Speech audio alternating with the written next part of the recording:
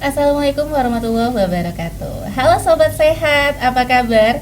Senang sekali saya Fiona kembali hadir di podcast kesehatan RSUD Dr. Suhatman Mars, Kota Dumai. Pada podcast kali ini kita akan membahas tentang hepatitis. Untuk itu telah hadir narasumber kita. Beliau salah satu dokter spesialis penyakit dalam, yaitu ada Dr. Fitrah Despianda SPPD. Selamat pagi dok, apa kabar? Ya, selamat pagi Fiona.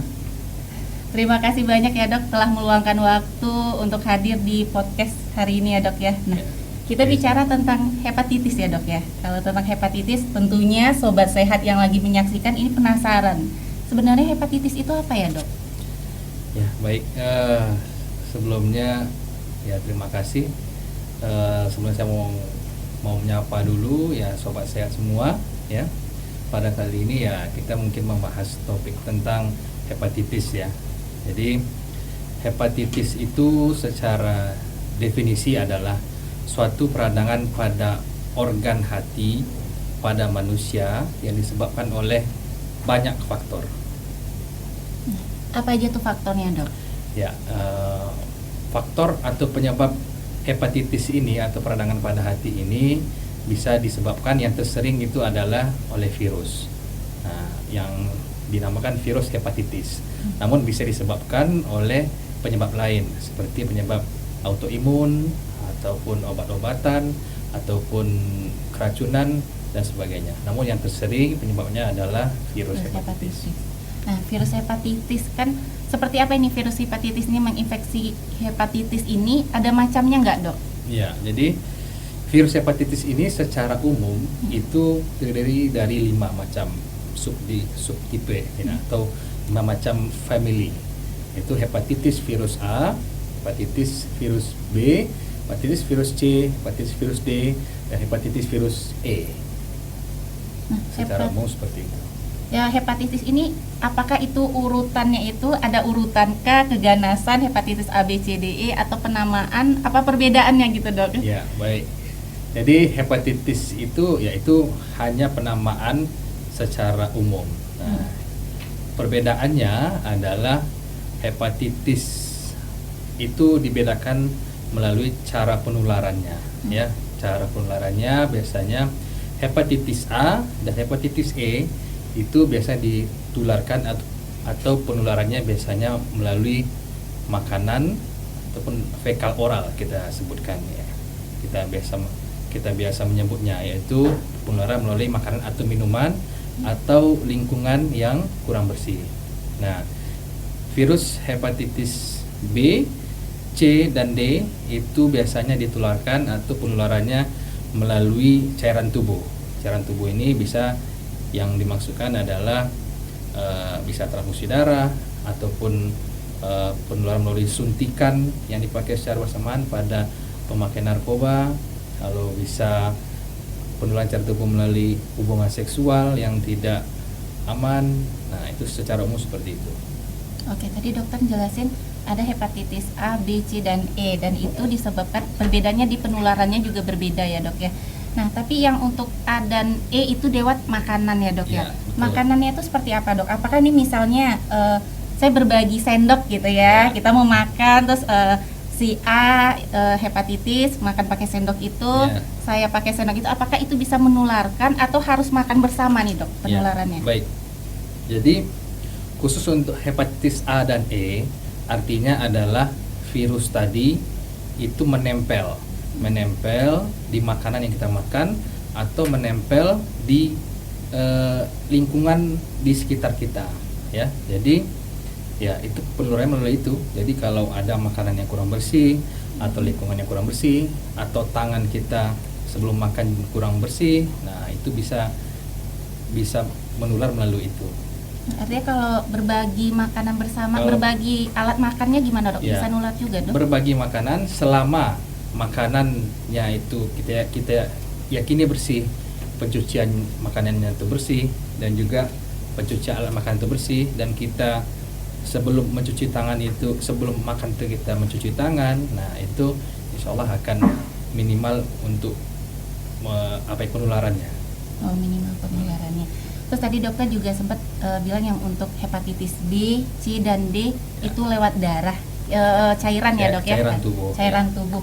Nah ini misalnya dok, penderita hepatitis A dan E kan penularan makanan, tidak darah. Apakah dia boleh mendonorkan darah dok? Begitupun sebaliknya, kalau pasien hepatitis B gitu yang lewat darah, apakah dia boleh berbagi makan bersama gitu dok? Baik, ya ini juga pertanyaan yang sering ditanyakan juga ya.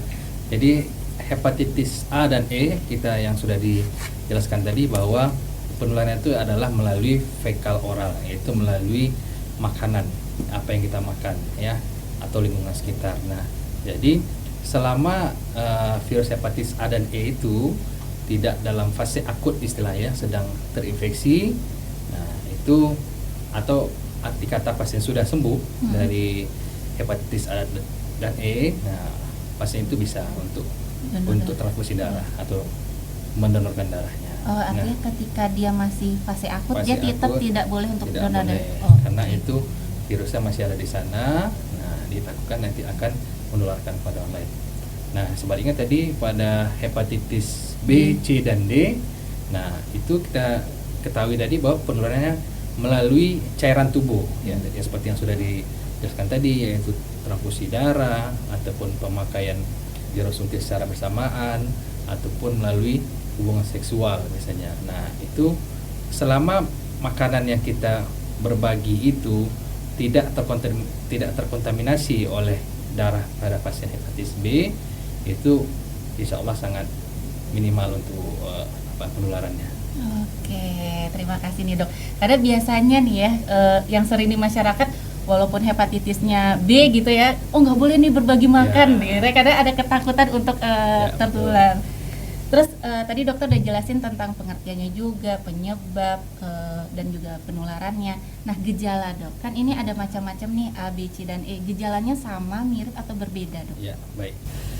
Ya jadi gejala yang paling sering adalah karena penyebabnya virus, maka gejalanya itu adalah gejala sistemik. Itu dari ujung kepala sampai ujung kaki. Itu bisa berupa demam, bisa mual muntah, bisa nyeri sendi, nyeri tulang dan sendi, ataupun rasa tidak enak makan, rasa tidak nafsu makan, ya. Namun yang paling khas pada hepatitis ini adalah adanya kuning, misalnya. Ada kuning pada mata, ada kuning pada seluruh tubuh. Nah, itu gejala yang paling sering. Nah, tapi pada hepatitis B dan C, nah itu biasanya gejalanya itu biasanya tidak terlalu dirasakan oleh pasien. Nah, biasanya sangat minimal dibanding hepatitis A dan E. Oh, artinya ada kemungkinan hepatitis B ini telat diketahui gitu dok? Iya betul. Biasanya hepatitis B ini kita mengetahuinya itu ketika sudah fase kronik istilahnya, sudah fase yang lanjutan biasanya. Oke. Itu kalau misalnya nih dok, kan ini menarik ya, kalau misalnya hepatitis B ke kronik, tentunya kalau seseorang terkena pengennya taunya di awal dong ya dok ya. Apakah sebenarnya hepatitis B ini boleh nggak dok orang yang rasa-rasanya sehat atau ada nih tanda-tandanya, oh seperti ini kamu harus coba nih tes gitu dok, karena kita takutnya nggak aware gitu kan dok. Ya, untuk hepatitis B dan C ya kita yang sudah dijelaskan tadi bahwa penularannya itu melalui cairan tubuh. Nah, maka pada seseorang yang mempunyai risiko terhadap penularan tersebut, nah contohnya misalnya yang profesi yang berhubungan dengan darah, yaitu tenaga kesehatan, dokter, perawat, bidan, ataupun PMI atau pihak laboratorium, nah itu sangat dianjurkan untuk diperiksa status hepatitisnya. Okay. Kalau misalnya diketahui lebih awal, lebih cepat sembuh atau bagaimana dok? Ya, jadi ketika diketahui lebih awal, maka dapat diberikan imunoglobulin atau biasa kita sebut imunisasi aktif istilahnya. Jadi langsung menekan atau mencegah dari penyebaran virus hepatitis B itu. Oke. Sebelumnya saya ingat ya beberapa hari yang lalu gitu, beberapa bulan gitu ya dok, kita sering lagi boomingnya hepatitis akut gitu ya anak-anak. Nah kalau untuk hepatitis akut itu termasuk A, B, C, D atau gimana dok? Ya, yang lagi booming atau lagi viral beberapa bulan atau beberapa tahun belakangan ini itu ya itu menurut data Kemenkes tahun 2022 itu bahwa pelaporan dari WHO itu pertama kali munculnya itu di Inggris ya, di Inggris yaitu di Inggris itu sudah dilakukan pemeriksaan atau penapisan ya, jadi sudah diperiksa marker hepatitis A, B, C, D dan E-nya semuanya negatif ya. Jadi namun pada pasien tersebut juga malah didapatkan virus lain, yaitu virus adenovirus ataupun virus COVID. Nah, jadi sampai saat ini penyebab pastinya itu masih belum tahu ya. Yang jelas tidak bagian dari hepatitis A, B, C dan E tadi. Oke, Ya. tidak ada virus itu yang ditemukan ya, Dok Iya. ya. Kemudian Dok, untuk pasien pasien hepatitis A misalnya, ada nggak Dok kemungkinan terkena 2 hepatitis? Misalnya pasien ini hepatitis A juga, B juga gitu. Ada nggak Dok kemungkinan seperti itu? Yang paling sering kita temukan adalah hepatitis B dan C. Nah, itu yang paling sering ya, karena kedua-duanya itu melalui penularan yang sama ya, yaitu melalui cairan tubuh ya, melalui cairan tubuh. Nah, itu cukup sering ditemukan seorang yang dia terinfeksi hepatitis B juga, hepatitis C juga. Oke. Nah, dari kelima jenis hepatitis ini ya Dok ya, hepatitis virus ini yang dokter sampaikan, mana yang paling berbahaya Dok? Ya, baik. Nah, ini yang harus ya diwaspadai ya memang ya. Jadi hepatitis ini yang paling berat itu adalah hepatitis B dan C ya. Karena itu bisa menjadi hepatitis kronik namanya. Hepatitis yang sudah fase lanjutan ya.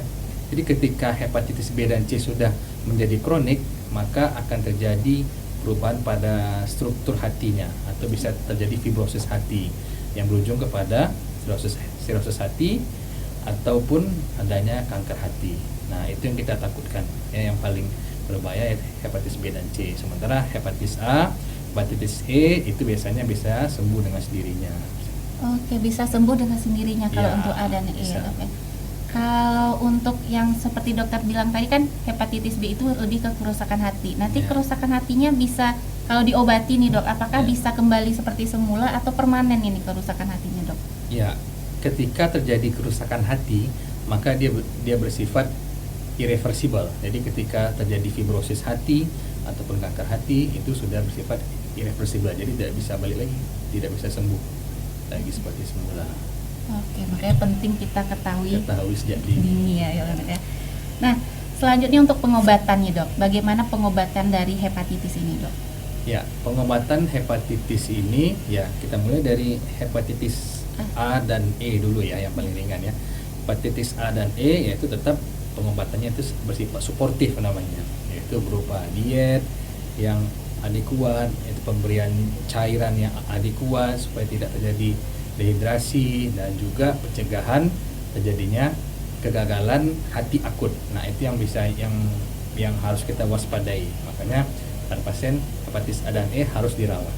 Nah, itu harus diberikan infus atau cairan yang adekuat dan intake yang adekuat. Selain itu bisa kita berikan terapi sportif jika demam, kita berikan obat demam gitu ya, dan lain sebagainya.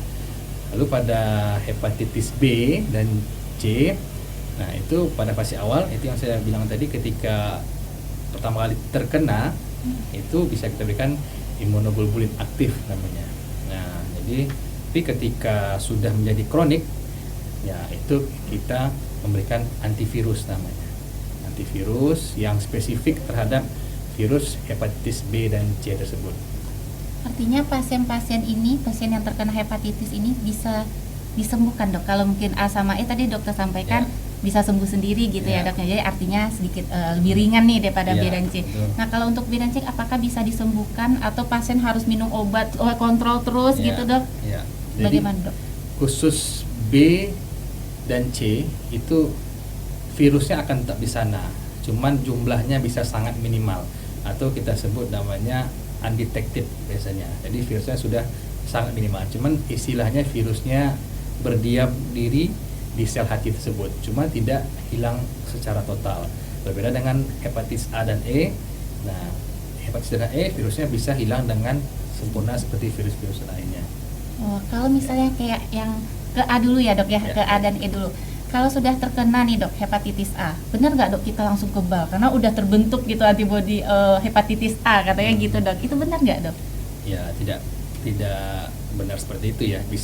Masih bisa terkena lagi ya. Oh, Ya, masih bisa terkena lagi. Biasanya kalau untuk kebal itu biasanya diberikan vaksin ya, diberikan vaksinasi biasanya.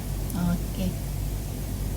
Nah, untuk yang hepatitis B dan C tadi ya dok ya, kan itu kata dokter agak lama nih sembuhnya. Apakah harus masih ada virus di dalam hatinya tadi ya dok Ya. ya?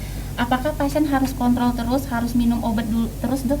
Ya, jadi pada penderita hepatitis B dan C itu harus minum obat rutin setiap hari. Ya, istilahnya yaitu minum obat seumur hidup lah itu, karena kita mencegah supaya virusnya itu tidak aktif. Ya. Nah, untuk minum obat nih dok ya, obat tiap hari seumur Ya. hidup mungkin agak terasa berat gitu ya dok Ya. ya. Mungkin ada yang namanya bosan, ada yang Ya.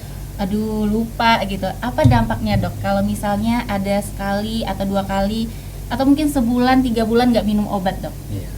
Ya, kalau sekali sehari 2 hari itu mungkin tidak terlalu signifikan, tapi kalau sudah sebulan ya itu bisa menyebabkan sel hatinya itu nantinya bisa meradang, bisa meradang kembali dan bisa menjadi akut lagi atau istilahnya kambuh kembali.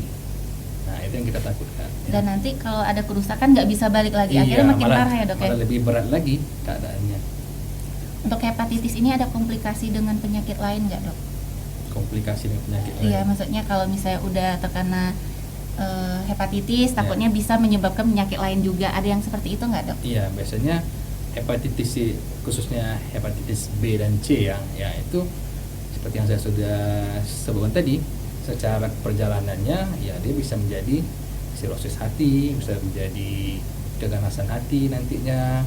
Nah, lalu kalau sudah terjadi sirosis hati, bisa keganasan hati. Nah, itu Ya, sobat sehat, tanpa terasa ya sudah banyak sekali informasi yang tadi disampaikan oleh Dokter Fitrah ya. Dan kami harap sobat sehat semakin paham dan juga aware terhadap hepatitis ini. Jika masih ada pertanyaan, silakan tanyakan di kolom komentar atau boleh DM kami di Instagram PKRS RSUD Kota Dumai. Dok, terakhir nih dok, sebelum kita tutup, ada closing statement nggak dok terkait hepatitis? ya. Closing statement ya. Ya, jadi ini menyambut Hari Hepatitis Sedunia ya. Ya, dari saya yaitu ya saya mengucapkan selamat Hari Hepatitis Dunia ya. Nah, saya mau mengambil slogan dari WHO terkait Hari Hepatitis Dunia ini, yaitu adalah we are not waiting ya. Jadi kita tidak menunggu. Jadi pada pasien-pasien hepatitis ini tidak menunggu begitu lama untuk pengobatan atau pemeriksaan dari hepatitis ini. Jadi harus dilakukan secara cepat dan tepat ya. Oke, baik. Terima kasih dok informasi dan edukasinya. Saya sendiri nih udah mulai, yang awalnya ada beberapa keraguan tadi ya, akhirnya mulai paham hari ini ya dok ya. Terima kasih. Dan sobat sehat, sekian podcast kita pada hari ini bersama dengan Dr. Fitrah Desvianda SPPD. Semoga apa yang tadi disampaikan itu bermanfaat bagi kita semua. Saya Fiona selaku MC dan juga ada Dr. Desvianda selaku narasumber serta kru yang bertugas mengucapkan terima kasih dan mohon maaf jika ada kesalahan. Saya akhiri. Assalamualaikum warahmatullahi wabarakatuh.